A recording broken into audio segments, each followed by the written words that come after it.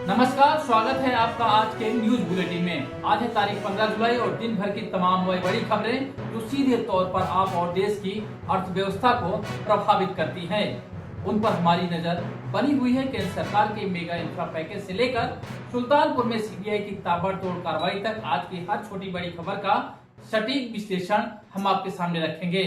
तो चलिए शुरू करते हैं आज का सफर। पहली बड़ी खबर की बात करेंगे। केंद्रीय कैबिनेट का बड़ा फैसला आया है जिसमें सेमीकंडक्टर और मोबाइल विनिर्माण को मंजूरी मिली है। यहाँ प्रधानमंत्री मोदी की अध्यक्षता में हुई केंद्रीय कैबिनेट की बैठक में भारत को वैश्विक विनिर्माण केंद्र बनाने के लिए 2 महत्वपूर्ण योजनाओं को मंजूरी दे दी गई। इसमें मोबाइल फोन निर्माण के लिए 62,500 करोड़ रुपए की योजना और सेमीकंडक्टर 2 पॉइंट शामिल है। इन फैसलों का उद्देश्य देश में इलेक्ट्रॉनिक्स उद्योग को बढ़ावा देना और तकनीकी आत्मनिर्भरता की दिशा में एक बड़ा कदम उठाना है, जिससे भविष्य में बड़े पैमाने पर रोजगार के अवसर पैदा होंगे। अगली बड़ी खबर की बात करेंगे। वाराणसी में कॉरिडोर और इंफ्रास्ट्रक्चर के लिए 7 बड़े निर्णय लिए गए हैं। इसमें कैबिनेट को मेगा पैकेज भी दिया गया है। बता दें बुधवार को केंद्रीय मंत्रिमंडल ने इंफ्रास्ट्रक्चर, फर्टिलाइजर और रेलवे प्रोजेक्ट्स के लिए 353 करोड़ रुपए के पैकेज को मंजूरी दी। इसमें वाराणसी में गंगा किनारे बनने वाला एलिवेटेड कॉरिडोर, यूरिया 2026 के निवेश नीति और रेलवे के अपग्रेडेशन जैसे महत्वपूर्ण कार्य भी शामिल हैं। यह व्यापक पैकेज देश के बुनियादी ढांचों को मजबूत करने और विभिन्न राज्यों में विकास कार्यों को तेजी से पूरा करने के इरादे से लाया गया है। तीसरी बड़ी खबर की बात करेंगे। यूपी के सुल्तानपुर में सीबीआई का बड़ा एक्शन, 2 बैंक अधिकारी गिरफ्तार। दरअसल सीबीआई ने सुल्तानपुर में भ्रष्टाचार के खिलाफ बड़ी कार्रवाई करते हुए बैंक ऑफ बड़ौदा की कोयलीपुर शाखा के प्रबंधक स्वर्णिम श्रीवास्तव और क्रेडिट ऑफिसर पुष्पक चौधरी को गिरफ्तार किया है।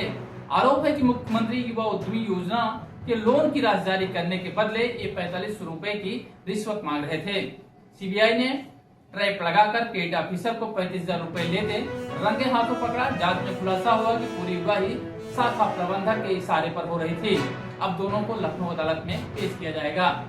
अगली बड़ी खबर की बात करेंगे। यूपी के प्रतापगढ़ से है, जहां राजा भैया को सुप्रीम कोर्ट से बड़ी राहत मिली है। बता दें उत्तर प्रदेश के पूर्व कैबिनेट मंत्री और विधायक कुंवर अनुराग प्रताप सिंह और राजा भैया को सुप्रीम कोर्ट से कानूनी बड़ी राहत मिली है। कोर्ट ने व्यवस्था दी है कि उनकी पत्नी द्वारा दायर घरेलू हिंसा मामले की सुनवाई दिल्ली के राउज रेवेन्यू विशेष अदालत में नहीं होगी। अदालत ने माना है कि यह मामला दीवानी प्रकृति का है, न कि आपराधिक। कोर्ट ने स्पष्ट किया कि मामले की सुनवाई साकेत कोर्ट में ही की जाएगी। यह फैसला कानूनी क्षेत्राधिकार के दृष्टिकोण से महत्वपूर्ण माना जा रहा है। अगली बड़ी खबर की बात करेंगे। यूपी सरकार का बड़ा तोहफा, भर्ती प्रक्रिया हुई आसान, ओटीआर और पीईटी नियमों में बड़ा बदलाव। यहाँ उत्तर प्रदेश सरकार ने सरकारी नौकरियों की भर्ती प्रक्रिया को पारदर्शी और सुलभ बनाने के लिए यूपीएसएससी में वन टाइम रजिस्ट्रेशन यानी ओटीआर की सुविधा शुरू कर दी है।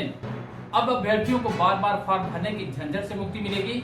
साथ ही प्रारंभिक अर्हता परीक्षा यानी पीईटी स्कोर की वैधता को भी बढ़ाकर 3 साल कर दिया गया। इन सुधारों से राज्य के लाखों युवाओं को समय की बचत और भर्ती परीक्षाओं की प्रक्रिया अधिक सरल हो जाएगी।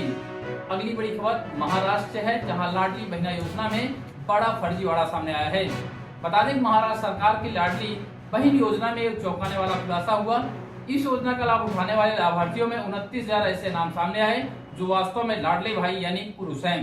सरकारी आंकड़ों के अनुसार योजना में कुल 92 लाख से अधिक अयोग्य आवेदन पाए गए, जिससे प्रशासन की कार्य प्रणाली पर सवाल उठ रहे हैं। फिलहाल विभाग इन आवेदनों की गहन जांच कर रहा है ताकि सही लाभार्थियों तक पैसा पहुंचाया जा सके और सरकारी खजानों का दुरुपयोग भी रोका जा सके।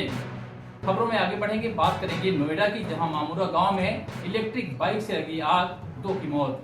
बता दें नोएडा फेज 3 थाना क्षेत्र के मामूरा गांव में एक दर्दनाक हादसा हुआ। एक मकान में खड़ी इलेक्ट्रिक बाइक में अचानक शॉर्ट सर्किट से स्पार्किंग हुई और भीषण आग लग गई। आग इतनी तेज फैली कि घर के अंदर 50 परिवार फंस गए। इस हादसे में 2 लोगों की मौत हो गई, जबकि फायर विभाग की टीम ने रेस्क्यू ऑपरेशन चलाकर बाकी लोगों को सुरक्षित बाहर निकाल लिया। दमकल की गाड़ियों ने घंटों की मेहनत के बाद आग पर काबू पाया। पुलिस मामले की विस्तृत जांच कर रही है। अगली बड़ी खबर बात करेंगे, जहां अमेरिका का एक बार फिर से सख्त रुख देखने को मिला है। रूस से तेल खरीदने वाले देशों पर भारी टैरिफ की तैयारी की गई है। बता दें कि अमेरिकी सीनेट ने अंतर्राष्ट्रीय राजनीति में एक बड़ा कदम उठाते हुए संसद में एक नया बिल पेश किया। इस प्रस्तावित बिल के अनुसार यदि कोई देश रूस से तेल खरीदता है उस पर 100% तक आयात शुल्क यानी टैरिफ लगाया जाएगा। यह कदम रूस की अर्थव्यवस्था पर दबाव डालने के उद्देश्य से उठाया गया है। इससे उन देशों की सूची में शामिल राष्ट्रों के लिए व्यापारिक मुश्किलें बढ़ सकती हैं जो रूस के साथ ऊर्जा व्यापार जारी रखे हुए हैं। अगली बड़ी खबर की बात करेंगे विश्व युवा कौशल दिवस की, जिसमें यूपी में स्किल इंडस्ट्रियल जोन अब योगी सरकार विकसित करेगी। बता दें कि विश्व युवा कौशल दिवस के अवसर पर मुख्यमंत्री योगी आदित्यनाथ ने उत्तर प्रदेश के हर जिले में स्किल इंडस्ट्रियल जोन बनाने की घोषणा की है।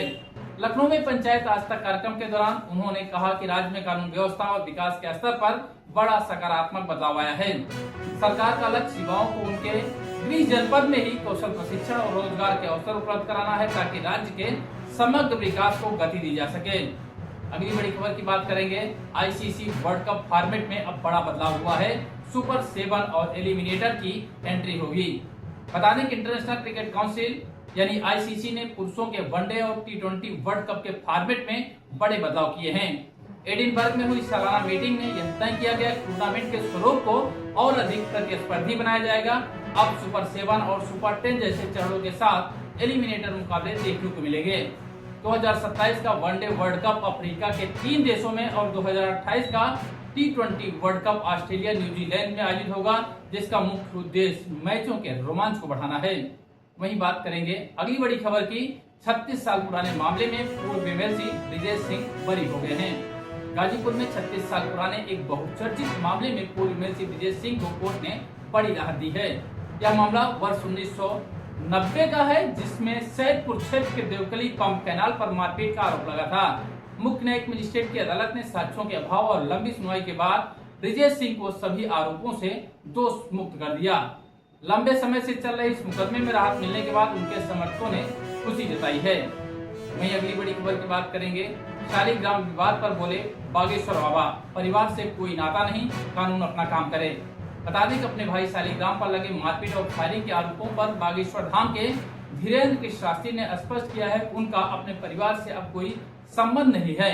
उन्होंने कहा कि उनके लिए पूरा संसार ही उनका परिवार है। बागेश्वर बाबा ने जोर देकर कहा कानून को अपना काम निष्पक्षता से करना चाहिए और जो भी दोषी हो उसे कड़ी से कड़ी सजा मिलनी चाहिए। उन्होंने खुद को समाज और सनातन धर्म के प्रति समर्पित बताया। अगली बड़ी खबर की बात करेंगे जहां पतंजलि फूड्स के शेयरों में आज भारी गिरावट देखने को मिली। दरअसल बाबा रामदेव कंपनी पतंजलि फूड्स के निवेशकों के लिए बुधवार का दिन काफी चिंताजनक रहा।